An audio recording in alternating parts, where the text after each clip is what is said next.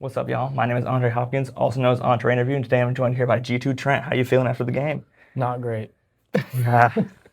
but it's okay. We All learn. right. Yeah, so I'll just hop right into it. So, Okay. first question, the team picked up a very heavy kind of double duelist identity, transitioning away from the slower pace style. And we've seen like many teams, not just you guys, lean away from that, go back to the single duelist.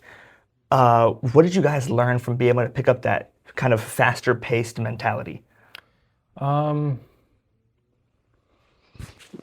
I feel like it was faster paced mentality just because of how broken the duelists were. The duelist like kits were the strongest like utility in the game at that time. So it was like you have to deal with it. So either my Neon's going in with a judge and then my Waylay is going to saturate you and you just have to figure out a way to play around that. And that was like why the double duelist meta came in with all the other changes to all the other agents. So it was mainly just like these are the best piece of util right now, so just use it. Yeah, I mean, we saw pretty prevalently Yeah, every game, like every team double almost, duelist. yeah. If you either you played it or, I mean, very few teams like NRG didn't play it. Yeah. But pretty much if you weren't exceptional at the double initiator, you had to play double duelist, Yeah. which, I mean, we saw you guys pick it up, kind of switch away from it with the breach. Do you think that just with the old breach comps you played, what was it's kind of going back, so, Yeah. but was there anything behind that, like in terms of, how can I say it? Just the comps were kind of iffy. You know, we saw some results, but then they kind of got rough. Do you think breach is any good in this meta, or? We tried breach on Abyss in like the early beginning of kickoff. We thought he was good because we anticipated a lot of veto. And breach's full veto counter, none of the abilities break breaches, or none of veto's interceptor breaks the breach's kit. So that's why we thought like maybe it's good. It'll still be a good initiator that we can brute force and not be affected by the veto. So the veto isn't as like dominant on his setup. But I don't think breach is that good in this meta. I think Nongshim's trying it right now. They're playing like breach on most maps. I don't think it didn't work, at least last night. So I don't think it's the best agent as of now. It's a little too slow, I think. Like all these duelists are just going to get right by it. So I feel like right now it's just like double duelist. You'll see a lot of eyes. You'll see a lot of double controller to try and like just make the duelist miss, basically make their util miss. All right. Also, I was gonna say I was making sure I think it's okay. It's on, but I was just saying. Is it backwards? Yeah, but it still works. It still works just fine. I was trying to make sure. All right. Bad. So I'll right back into it. It's not even that big of a deal. So yeah. Also, you brought up the Nongshim. Yeah, they've been playing it. They've been playing some breach. Looks kind of. So do you think with the changes to Waylay? I mean, we didn't see any Waylay today or Yoru. Do you think? Because from when I talked to people before, they said they thought it would still be all right. Do you think that character is just not good anymore, or is it kind of like an overreaction from some teams? I think it's an overreaction. I don't think it's the best duelist right now. I think Neon is still the best duelist. Obviously, Neon's like almost 100% pick rate. But the Raze is still really good. The Neon Raze was something that we were experimenting with, but we strayed away from it to try this kind of comp archetype idea that we're trying to run as of now. And it was working for us a lot in scrims. We fell short today because of just like post-plant errors, like mistakes, and early round deaths to their Neons, obviously. Their Zekin on Lotus was just getting like every first kill, so it was very difficult after that. And but yeah, props to them, they played well. But yeah, I think Waylay is still good. I think if there's any nerfs to Neon or Raze, Waylay will come right back into the pool. A lot more teams will start using her. I mean, her refract is still good. Her dash is still double dash. Like you can still take all or create all the space. It's just the saturate. So they only remove like one part of the kit, which is just like the dive and instantly make somebody not be able to shoot their gun. So we'll see. I think if there's nerfs to the other duelists, she'll come back in. Okay. Continuing with like the character picks. So you guys have been picking up a lot of Harbor, played at both maps. What's the kind of idea behind the Harbor pickup? Just recent Harbor changes. We thought that, maybe it's good versus the double duelist. Maybe it'll slow them down. Maybe they'll have to, play a deeper game and just like, yeah, let the rounds draw out longer. So like they won't just be able to do whatever they want in the rounds. So that was our vision of the Harbor and the Vise to, yeah, kind of just slow them down and not just let them be able to do whatever they want to do. So it was kind of like an experimental, see how it affects in a game with. Yeah.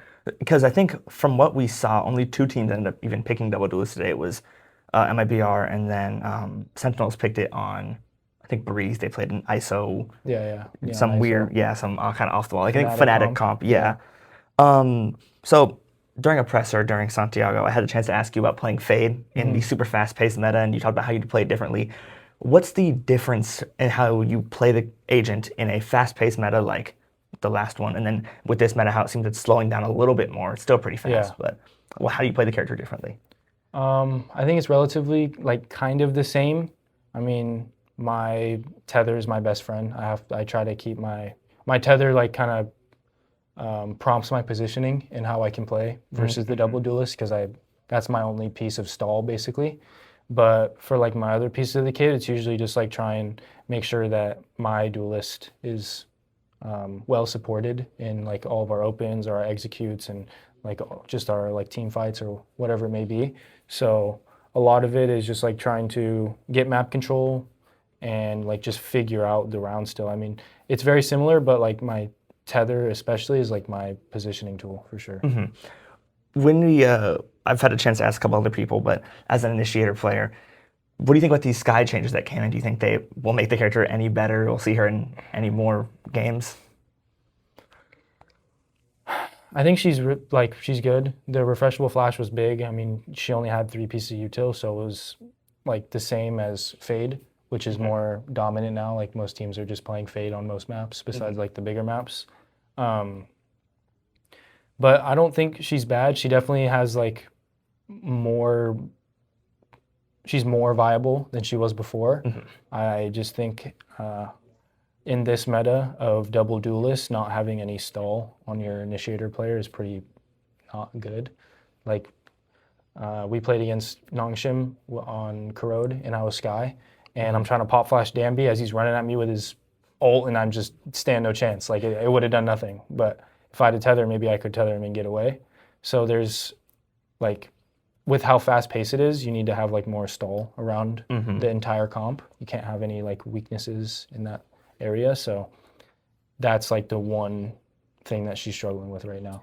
So is that part of the reason you think we're seeing a lot more Fade over something like Sova? Yeah, for sure. Okay.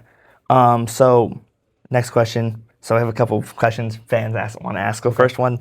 So somebody wanted to ask, you talked about last season how you played Clash Royale. Oh, yeah. Does playing Clash Royale help at all when you play Valorant? Definitely not. I mean, I'm just playing the game to play the game. It's just fun to me. I don't know. I just like playing ladder and just trying to win and just like a little dopamine. What deck do you play? Log bait. Log bait. Okay. Yeah, I'm a It log bait. could be worse. Yeah, it definitely can be. How many trophies are you at? I think I'm at like 12,000. Okay. So not bad, but I don't play I'm not like a full-time grinder. Yeah. So I play a little bit. I got other stuff to do. Yeah, a little bit more busy than just to play Clash Royale. We're not going to see the Clash Royale Pro debut anytime soon. No, definitely not. And another question here. So how do you deal with the stress of competing and the pressure of just the expectations of being on a team like G2? I feel like I put more pressure on myself than I let from like fans or the perceived like we should be winning. I put more pressure on myself because I know what I can do and I know what my guys are capable of. And there's like, regardless of what the fans think, like if I have to just stay true to myself, you know? So coming into this game, like we knew it was going to be difficult. And we showed weaknesses and they were able to take advantage of it, and now we just have to, you know, fix it up and get better. But I don't think any of the guys let the fans like hate or like expectations really get to us. I think we actually put more pressure on ourselves to be better than that. So it's kind of just like a white noise outside. You know it's there, but like it's there, but sometimes I'll read it to laugh, like, but it doesn't really affect me. Okay. Oh, and I asked Baby about this, so I want to bring it up to you. Playing with Valyn, you know, he's such a phenomenal leader. When I talked at the press conferences, any question that was coming, he'd be willing to answer. What does playing with somebody like that do for the team's mental and energy levels?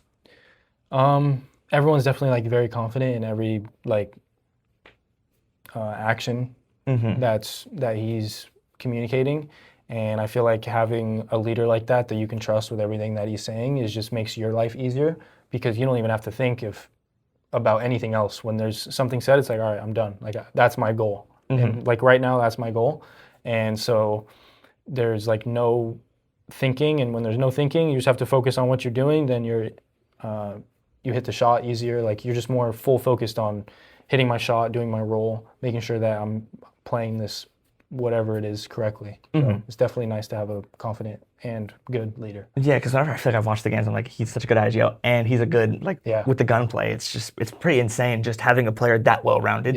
That you don't have to worry about. Oh, it's just the IGL live. Like the round's over. You know. Okay, and then the last few questions here. So upcoming game against LEV next week. How do you feel going into that game? Definitely confident. I mean, I'm gonna say that for every match that I go into. I think this match we recognized our weaknesses already. Like we've already talked about it. We already know what we're gonna pinpoint in this week's practice. So I definitely think that we'll see a better G2 versus that LEV game, and just throughout this next week of practice, I think we're gonna be very confident for that match. Okay, and then any last words for the fans of G2 or any fans of you?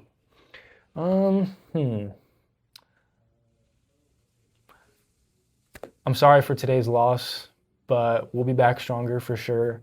And for any fans that are already booked their tickets to London, we'll make sure to be there for sure. We don't miss out on internationals, so we'll be there. And thank you guys so much for your support. Yeah, that's it. All right. Well, thank you very much for your time, and good luck in your game against LEV next week. Thank you.